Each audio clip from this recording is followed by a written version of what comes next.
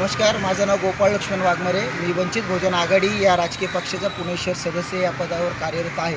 मी आज खडकी कॅन्टोन बोर्डामध्ये एका पेशंटला घेऊन आलेलो असताना त्यांना वायसेमध्ये नेण्यासाठी आम्हाला या ठिकाणी सुझाव करण्यात आला. सुरुवातीला म्हटले की इकडे बेड उपलब्ध नाही आहे. नंतर ICUमध्ये पाठवलं. ICUमध्ये देखील बेड उपलब्ध नव्हता आणि सदर पेशंटला वायसेमला नेणं अतिशय गरजेचं होतं. परंतु या ठिकाणी 2 ॲम्ब्युलन्स उपलब्ध असताना दोन्ही ॲम्ब्युलन्स या ठिकाणी सदर ठिकाणी नव्हत्या.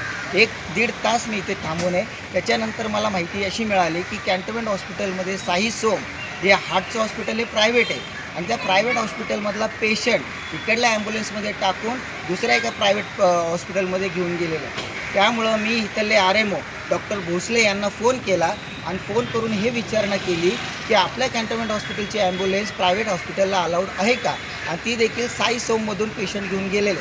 त्यावेळेला भोसले डॉक्टरांनी मला असं सांगितलेलं आहे की आपण प्रायव्हेट हॉस्पिटलला ॲम्ब्युलन्स पाठवतो आणि त्याचे चार्जेस घेतो. तर ते चार्जेस जर महत्त्वाचे आहे का माणसाचा जीव, याच्यासाठी माझी अशी खडकी कॅन्टोन्मेंटच्या मुख्य कार्यकारी अधिकाऱ्यांना विनंती आहे की तुम्ही सदर गोष्टीची सखोल चौकशी करावी आणि योग्य ती कारवाई करावी. अन्यथा वंचित बहुजन आघाडीच्या वतीनं आम्ही या विषयावर तीव्र आंदोलन छेडू. धन्यवाद.